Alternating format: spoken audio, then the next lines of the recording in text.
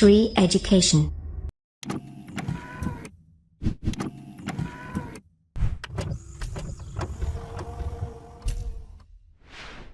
नमस्कार दोस्तों, बहुत बहुत स्वागत करता हूं मैं आप सभी का श्री एजुकेशन की तरफ से और मेरा नाम है रवि। तो दोस्तों, आज का ये हमारा वीडियो नंबर 15 है। भारत का भूगोल जो क्रैश कोर्स हम पढ़ रहे हैं उसका ये वीडियो नंबर 15वां है। इसके पहले 14 वीडियो अपलोड हो चुके हैं। बहुत ही अच्छे वीडियो हैं, आपको पसंद आएंगे क्योंकि बहुत ही मेहनत से बनाए गए हैं और बहुत ही कम समय में आपको अधिक जानकारी देने की कोशिश की गई है। ये नाम का ही क्रैश कोर्स होगा मगर सारी जानकारी आपको मिल जाएगी। तो आज के इस वीडियो में हम पढ़ेंगे नदियों के बारे में पढ़ेंगे आज के इस वीडियो में, क्योंकि इसके पहले हमने सब पढ़ लिया है। मतलब हमारे जो उत्तर में जो हिमालय पर्वत है उसके बारे में पूरी अच्छी जानकारी ले ली है, और प्रायद्वीपीय भारत का जो पठार है उसके बारे में पढ़ लिया है, और जो भारत के मैदान है जो कि मेन उत्तर भारत का मैदान जहाँ पे आपकी गंगा नदी ज़्यादातर बहती है, और जो आपके तटीय मैदान मतलब पश्चिमी तट और पूर्वी तट के जो मैदान वो भी हमने अच्छे से पढ़ लिए हैं। तो अब हम अपवाह तंत्र पढ़ेंगे, भारत की जो नदियां हैं उसके बारे में। तो सबसे पहले हम सबसे सिंपल और इंटरेस्टिंग नदी के बारे में से शुरू करते हैं, गंगा नदी जिसे कहते हैं। क्या कहते हैं? गंगा नदी। तो देखिए, ये आपको मैप में उत्तर भारत का मैदान है ये, इसमें आप देख रहे हैं कि आपकी जो गंगा नदी है और इसकी जो सहायक नदी है इसका पूरा तंत्र बनाया गया है। ये उत्तराखंड से गंगा नदी निकलती है और ये गिरती है आपकी जाकर बंगाल की खाड़ी में गिरती है। ठीक है, तो मैं एक एक चीज़ आपको बताने वाला हूँ, तो ध्यान से देखते रहिए। तो सबसे पहले किसी नदी के बारे में आपको उसकी लोकेशन, उसका उद्गम स्थान मालूम होना चाहिए, वो निकलती कहाँ से। तो सबसे पहले वहीं शुरू करते हैं, इसका उद्गम, गंगा नदी का उद्गम। तो ये मैं इसको अलग पिक्चर में आपको दिखाता हूँ ताकि आपको क्लियर हो जाए पूरा। देखिए, सबसे पहले ये जानिए, जो गंगा नदी है वो गंगा के नाम से तो निकलती नहीं। यहाँ पे आप गंगा देख रहे हैं, मगर ये इसका गंगा का उद्गम कैसे हुआ? तो जो भागीरथी नदी है ना, भागीरथी, वो गंगोत्री ग्लेशियर जो है वहाँ से आती है भागीरथी नदी। तो ये गंगोत्री से गौमुख एक हिमानी है, गौमुख क्या है? गौमुख जो वो हिमानी है वहाँ से आती है, भागीरथी आती है। और अलकनंदा जो आपकी आ रही है, आपकी अलकनंदा जो ये नदी है ब्लू कलर में, ये कहाँ से आ रही है? बद्रीनाथ से आ रही है। ठीक है, बद्रीनाथ के ऊपर सतोपंथ जो हिमानी, वहाँ से सतोपंथ हिमानी लिख देता हूँ मैं यहाँ पे, सतोपंथ हिमानी से। ठीक है, तो ये गंगोत्री से गौमुख जो ग्लेशियर है वहाँ से आ रही है, गौमुख हिमानी से आ रही है, गंगोत्री से गौमुख हिमानी। ठीक है, और ये बद्रीनाथ के ऊपर से संतोपंथ जो हिमानी है ग्लेशियर वहाँ से आती है अलकनंदा। और ये दोनों नदियाँ कहाँ पे मिलती है? देवप्रयाग। यहाँ पे 5 प्रयाग आपको दिख रहे हैं, जो गोले गोले जो हैं ये 5 प्रयाग हैं। पहला जो है विष्णु प्रयाग। विष्णु प्रयाग में क्या होता है? आपकी जो नदी आ रही है अलकनंदा, वो किससे मिलती है? धौली गंगा से मिलती है, तो ये क्या कहलाती है? अलकनंदा ही कहलाती है। उसके बाद जो दूसरा वो प्रयाग आता है जिसे कहते हैं नंद प्रयाग कहते हैं, दूसरे वाले को नंद प्रयाग कहते हैं। यहाँ पे क्या होती है? नंदाकिनी नदी जो है वो अलकनंदा से निकलती है, फिर भी ये अलकनंदा ही कहलाती है। उसके बाद तीसरा जो प्रयाग आता है जिसे कहा जाता है कर्णा प्रयाग, वहाँ पे जो है आपकी पिंदर गंगा जो नदी है वो अलकनंदा से निकलती है, तब ये अलकनंदा ही कहलाती है। जो चौथा प्रयाग आपका है रुद्र प्रयाग, वहाँ पे आपकी मंदाकिनी नदी जो है वो अलकनंदा से निकलती है, फिर भी ये अलकनंदा कहलाती है। फाइनली अलकनंदा जो है देव प्रयाग में आकर, जो कि 5वां प्रयाग है, बद्रीनाथ से मिल जाती है।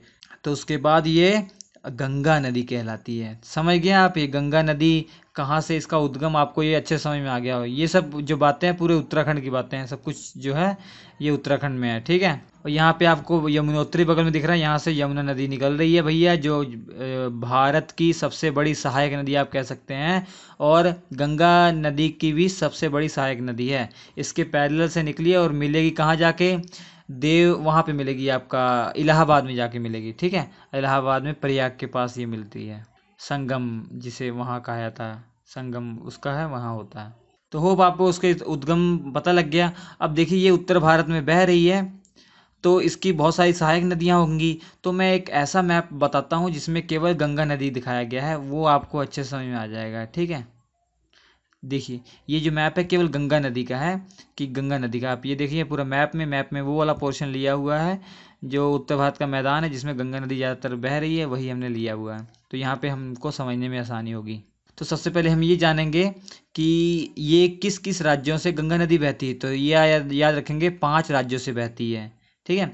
सबसे पहला आप पॉइंट क्या लिखेंगे, उद्गम, आपको समझ में आ गया, नोट कर लीजिए। और दूसरे पॉइंट पे लिखेंगे ये 5 राज्यों से बहती है।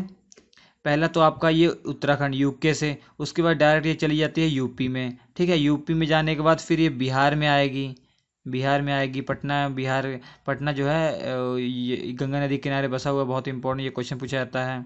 ये भी बता दूंगा कि कौन कौन से राज्य, कौन कौन से जो शहर है वो किस नदी पे मतलब गंगा नदी के या उसकी सहायक नदी में बसे हुए हैं, वो भी मैं बता दूंगा। जो important exam point of view से होगा वो भी मैं बता दूंगा आपको। बिहार के बाद ये झारखंड में भी जाती है, बहुत थोड़ा सा झारखंड में जाती है। ठीक है, उसके बाद फिर वेस्ट बंगाल में चली जाती है। वेस्ट बंगाल में जाने के बाद ये आपका बांग्लादेश में चली जाती है, मगर भारत में ये 5 राज्यों में बहती है। ये समझ में आ गया। और दूसरा पॉइंट जो लिखेंगे आप, ये 2 देशों में बहती है, एक तो इंडिया में बहती है और एक बांग्लादेश में बहती है। ठीक है, इंडिया में उद्गम होता है और जो एंड इसका होता है वो कहाँ होता है, बांग्लादेश में होता है, जहाँ पे आप देखेंगे कि ये ब्रह्मपुत्र नदी से मिलती है। ठीक है, ये सब मैं आगे बताऊंगा। अब देखिए शुरू से मैं शुरू कर रहा हूँ। यहाँ पे गंगा नदी आपकी निकल गई। अब देखिए गंगा नदी, जब गंगा नदी बन के आती है, आपको ये मालूम होगा कैसे गंगा नदी बनी। तो सबसे पहला जो मैदानी भाग में जब एंटर करती है, तो सबसे पहला जो इम्पोर्टेंट है हरिद्वार। हरिद्वार जो है गंगा नदी के किनारे बसा हुआ है, तो गंगा नदी जो है वो हरिद्वार में सबसे पहले मैदानी भाग में आती है, याद रखिएगा। ठीक है, पर्वतीय क्षेत्र से निकलने के बाद ये मैदानी भाग में सबसे पहले आपका हरिद्वार में आ रही है। उसके बाद ये जाती रहती है, जाती रहती है, जाती रहती है, फिर आपका ये एंटर करती है बांग्लादेश में। मगर बांग्लादेश में एंटर करने से पहले एक और नदी इसमें से टूट जाती है, हुगली नदी, जिसे कहा जाता है हुगली नदी जो कहा जाता है। हुगली नदी ये भी आपका बंगाली खाड़ी में गिरती है। और दामोदर नदी जो है वो हुगली की सहायक नदी है। दामोदर आप जानते होंगे, जिसे बंगाल का सौरव कहा जाता है, सौरव बंगाल कहा जाता है, मतलब बंगाल का शौक, बाढ़ और इसी कारण आती है, इसलिए इसे कहा जाता है। वैसे बिहार का सौरव जो है वो कोसी नदी है। ये जो सहायक नदी है इसके बारे में चर्चा करेंगे, मगर ये लास्ट में देख ले जो इंपॉर्टेंट पॉइंट है। तो हुगली नदी यहाँ बाहर निकल गई वेस्ट बंगाल में, और जो आपका जो वो नदी है गंगा नदी, वो चली गई कहाँ पे आपकी, वो बांग्लादेश में चली गई। ठीक है, बांग्लादेश में आप चली गई। आप देख लें ये हुगली नदी निकल गई है, दामोदर जो है वो ये इसके साथ मिल गया हुगली नदी में, इसकी सहायक नदी है। दामोदर जो है हुगली की सहायक नदी है। गंगा को जो है बांग्लादेश में पद्मा नाम से जाना जाता है, पद्मा नदी से के नाम से जाना जाता है। उसके बाद ये वो मिल जाती है जमुना नदी। ब्रह्मपुत्र को वेस्ट वो बांग्लादेश में जो है जमुना कहा जाता है। क्या कहा जाता है, जमुना, JAMUNA, जमुना कहा जाता है ब्रह्मपुत्र को बांग्लादेश में। तो जमुना नदी या ब्रह्मपुत्र नदी वो पद्मा नदी जो कि हमारी गंगा नदी उससे मिलती है, कहाँ पे मिलती है, बांग्लादेश में मिलती है। ठीक है, उसके बाद इसका जो पानी है इकट्ठे रूप से कहाँ पे गिरता है, बंगाल की खाड़ी में गिरता है। उससे पहले ये विश्व का सबसे बड़ा डेल्टा बनाती हैं ये दोनों नदियां मिलके। इस डेल्टा को क्या कहता है, सुंदरवन डेल्टा कहा जाता है। इसका थोड़ा पोर्शन हमारे वेस्ट बंगाल में भी है। ठीक है, सबसे बड़ा डेल्टा जो है वो किन नदियों के कारण बनता है, गंगा और ब्रह्मपुत्र के मिलन के कारण बनता है। कहाँ पे बनता है, ज्यादातर ये बांग्लादेश में और थोड़ा थोड़ा वेस्ट बंगाल में है। ठीक, तो अब हम बात करेंगे सहायक नदियों के बारे में, क्योंकि हमने आपको उद्गम और इसका अंत कहाँ होता है, कहाँ पे जाके मिलती है, ये बता दिया। अब हम बात करेंगे सहायक नदियों के बारे में। तो उसी मैप पे आ जाते हैं हम। देखिए ये आपकी गंगा नदी है, तो इस साइड की जो सहायक नदियां हैं ये कौन सी हैं, दाईं तट पर मिलने वाली सहायक नदियां, और ऊपर जो है वो बाएं तट पर, क्योंकि लोकेशन डायरेक्शन इधर है, तो दायां ये हो जाएगा और ये बायां ये हो जाएगा। ठीक है, तो सबसे पहले हम देखते हैं दाएं तट पर। तो दाएं तट पे मिलने वाली जो नदियां हैं, ज़्यादातर नदियां मतलब यमुना नदी को छोड़कर बाकी जो है प्रायद्वीपीय भारत से आ रही हैं, प्रायद्वीपीय भारत के पठार से आ रही हैं। यमुना जो है आपका हिमालय से आ रही है। जो दाएं तट पर जितनी भी सहायक नदियां हैं गंगा की, वो सभी कहाँ से आती हैं, प्रायद्वीपीय भारत के पठार से, जबकि केवल यमुना जो है वो आती है कहाँ से, हिमालय से निकल के आती है। ठीक है, तो यमुना सबसे बड़ी सहायक नदी हो गई आपकी, जो दाएं तट से मिल रही है। विश्व भारत की जितनी भी नदियां हैं सहायक नदियां, सबसे लंबी सहायक नदी यही है, कौन सी, यमुना, जो कि गंगा की सहायक नदी है। और ये कहाँ मिलती है, ये यूपी में इलाहाबाद के में मिलती है। इलाहाबाद में प्रयाग जो है वहाँ पे जाकर मिलती है यमुना नदी गंगा नदी से, इसका संगम वहाँ होता है। ठीक है, जहाँ पे मिलती है वो संगम के नाम से जाना जाता है। उसके बाद देखिए जो चंबल और सिंध और बेतवा, चंबल, सिंध, बेतवा ये यमुना की सहायक नदियां हैं। चंबल, सिंध, बेतवा जो है गंगा में इनडायरेक्टली रूप से मिलती हैं। कैसे? ये पहले चंबल, सिंध, बेतवा जो है यमुना में मिल जाती है, फिर यमुना जो है गंगा मिलती हैं। ये तीन इंपॉर्टेंट है। एक और है जो टोन्स, ये भी है, मगर जो तीन इंपॉर्टेंट है चंबल, सिंध, बेतवा जो है यमुना की सहायक नदियां हैं, और टोन्स भी सहायक नदी है यमुना की, तब जाके ये यमुना गंगा नदी में मिलती है। और चंबल की सहायक नदियां बनास, काली सिंध, पार्वती, ये सब हैं, इंपॉर्टेंट नहीं है मगर याद रखिएगा ये चंबल नदी है। और चंबल नदी के बारे में आपको होना चाहिए मध्य प्रदेश में मऊ, मध्य प्रदेश में मऊ, यूपी में भी मऊ है, मगर याद रखिएगा मध्य प्रदेश में मऊ के समीप जो है जाना पाव की पहाड़ियां हैं, वहां से निकलती हैं। जाना पाव की पहाड़ियां, जाना पाव की पहाड़ियां वहां से निकलती है। और ये मिलती कहाँ है ये भी आपको मालूम होना चाहिए। तो ये इटावा से लगभग 36-37 किलोमीटर दूरी के पास यमुना नदी से मिलती है। तो ये समझ में आ गया। और ये टोंस नदी जो है आप तमसा के नाम से भी जानते हैं, तमसा, ठीक है, तमसा की नदी से भी जाना जाता है इसको। और जो बेतवा नदी है आपकी, ये जो है आपकी, ये भी मध्य प्रदेश से निकलती है। कहाँ से? मध्य प्रदेश से निकलती है। मध्य प्रदेश में रायसेन जिला है, रायसेन जिला है। वहाँ से जो विंध्याचल पर्वत श्रेणी का ही भाग वहाँ पे जो गुजरता है, तो विंध्याचल पर्वत श्रेणी से रायसेन जिले से जो कि मध्य प्रदेश में, वहाँ से निकलती है। ठीक है। अब ये अगर पूछा जाए रायसेन के अंदर से कहाँ से निकलती है, तो ये कुमरा गांव है। कहीं पूछा नहीं जाता मगर याद रख लीजिए, कुमरा गांव, कुमरा गांव से निकलती है। रायसेन में कुमरा गांव वहाँ पे से निकलती है, जो कि विंध्याचल पर्वत श्रेणी वहाँ पे है। आप जानते हैं विंध्याचल पर्वत श्रेणी जो कि मेन मध्य प्रदेश में भी है। हमने बताया था आपको, पूरा समझाया था कि बहुत लंबी पर्वत श्रेणी है। उसी के नीचे जस्ट आपको मिल जाएगी सतपुड़ा पर्वत श्रेणी, उस दोनों के बीच में विंध्याचल पर्वत श्रेणी और सतपुड़ा के बीच में नर्मदा नदी बहती है। उसके बाद आपका सोन नदी, सोन नदी आपका याद रखिएगा, सोन नदी कहाँ से निकलती है, तो सोन नदी जो है अमरकंटक से निकलती है। अमरकंटक के पास से दो नदियाँ निकलती हैं, एक नर्मदा और सोन। एक आपका अरब सागर में गिरती है और एक आपका गंगा नदी मिल जाती है। तो ये बिहार में पटना के समीप जो है गंगा नदी मिल जाती है, सोन। ठीक है। तो एक केन भी है सहायक नदी, गंगा की केन नदी भी है जो सहायक नदी है, जो कि दाएं तट से मिलती है।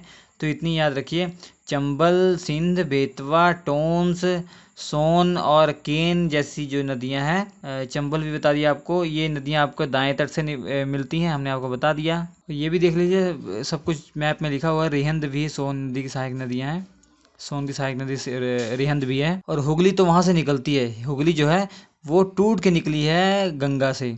ठीक है, इतना बता दिया। अब बाएं तट की ओर चलते हैं। बाएं तट में आपको दिख रहा है गोमती, घाघरा, गंडक, कोसी जैसी नदियां जो है ये सहायक नदियां हैं। और एक और है यहाँ पे आती है, वो रामगंगा नदी है। कौन सी? रामगंगा। गोमती, घाघरा, गंडक, कोसी याद रखिएगा। जिनमें से गोमती और आपका घाघरा और रामगंगा जो कि यूपी में गंगा की सहायक नदियाँ यूपी में मिलती हैं, जबकि आपका जो कोसी है और आपका गंडक है ये बिहार में मिलती हैं। ठीक है, ये कहाँ पे मिलती हैं? बिहार में या जाके मिलती हैं। और जो हमने बताया था आपको रामगंगा के बारे में, तो रामगंगा जो नदी है वो नैनीताल के समीप जो हिमालय श्रेणी से निकलती है। ठीक है, और उत्तराखंड से निकलती है आपकी रामगंगा, और कन्नौज के निकट जो है गंगा से मिल जाती है, कन्नौज में जाके गंगा से मिल जाती है। और गोमती नदी उत्तर प्रदेश से निकलती है, याद रखिए कहाँ से निकलती है? उत्तर प्रदेश से निकलती है, पीलीभीत से निकलती है। उत्तर प्रदेश में पीलीभीत से निकलती है। वहाँ पे फुल्लर झील है। कौन सी झील है? फुल्लर झील है। तो फुल्लर झील से निकलती है और ये गंगा नदी से मिल जाती है यूपी में। और जो आपका लखनऊ है और जौनपुर है गंगा नदी किनारे बसे हुए हैं। उसके बाद आपका घाघरा नदी, जो घाघरा नदी है ये, तो ये नेपाल से आती है भैया, नेपाल से आती है। ये कहाँ पे मिलती है? यूपी में जो बलिया जिला है ना, उसके समीप आसपास कहीं जाके ये मिल जाती है गंगा नदी से। उसके बाद आप बात करते हैं गंडक नदी के बारे में। तो गंडक नदी भी आपका देख रहे हैं नेपाल से आ रही है, हिमालय से। तो ये पटना के समीप, जहाँ पे सोन मिल रही है उसी के थोड़ा समीप, पटना के समीप जाके मिल जाती है गंगा नदी से। उसका देखिए कोसी नदी जो है आपकी, ये भी आपका गंगा नदी में मिलती है भैया। और कोसी को ही क्या कहा जाता है, बिहार का सौरो कहा जाता है, क्योंकि ये जब नेपाल से नीचे की ओर आती है इतनी तीव्र से आती है, क्योंकि ढलान है यहाँ पे ज़्यादा। हमको मालूम होगा कि जैसे आपका हिमालय पर्वत है, जैसे जैसे आप पूर्व की ओर जाते हैं इसकी ढलान बढ़ती आती है, तो यहाँ पे इतनी ढलान तेज हो जाती है कि इतनी तेज़ी से आता है, ये रास्ता अपने बदलती रहती है। तो कोसी नदी अपना रास्ता बदलने में फेमस है। तो जहाँ जहाँ ये कभी किसी ने एक्सपेक्ट नहीं किया होता बिहार में, वहाँ भी ये कभी कभी चली जाती है जब इसमें बाढ़ आनी वो होती है। तो इसे सौर ऑफ बिहार कहा जाता है कोसी नदी को। ये आपको दिख रहा है शारदा नदी जो है वो घाघरा की सहायक नदी है। शारदा को आप काली गंगा के नाम से भी जानते होंगे। तो ये बहराम घाट के पास जो है घाघरा नदी मिल जाती है। बहराम घाट के पास कहाँ मिलती है, घाघरा नदी मिल जाती है। वैसे शारदा जो है आपका, ये भी इसकी भी सहायक नदियाँ हैं, जैसे सरयू, पूर्वी रामगंगा, चौकिया, शर्मा, लिसार, इसकी भी सहायक नदियाँ हैं शारदा की। अगर आप यूपी पीसीएस की तैयारी कर रहे हैं तो उसके लिए आपको ये जानना जरूरी है, जो यूपी में जितनी भी नदियाँ हैं उसके बारे में आपको जानना जरूरी है बारीकी से। तो ये है आपकी गंगा नदी, उसके जो सहायक नदियाँ हैं और उसका उद्गम जो कि बहुत ही इम्पोर्टेंट है, थोड़ा कन्फ्यूजिंग था, हमने आपको बता दिया। और इसका जो बंगाल की खाड़ी में गिरती है, ये डेल्टा जो बनाती है, इसके बारे में हमने पूरी जानकारी आपको दी है। तो वीडियो अच्छा लगा हो तो लाइक कीजिएगा, इसके बाद भी वीडियो देखिएगा। वीडियो नंबर 16 जो कि भारत का क्रैश कोर्स होगा, उसमें भी आगे जो नदियाँ उनके बारे में बताया जाएगा। बहुत ही अच्छे से आपको समझ में आ रहा होगा। अगर कोई दिक्कत हो आप कमेंट कर सकते हैं, या आपको हमारा नंबर मालूम है उस पर आप हमसे बात भी कर सकते हैं। हमारा नंबर अगर लिखना चाहे तो लिख सकते हैं। ये आपका स्क्रीन पे लिखा हुआ है, हमने लिख दिया। तो ये हमारा नंबर है, ठीक है, ये हमारा नंबर है। तो स्क्रीन पर आपके 4 वीडियो आ रहे हैं, इंपॉर्टेंट है, देख लीजिएगा। हम आपसे मिलेंगे अगले एपिसोड में, तब तक के लिए नमस्कार।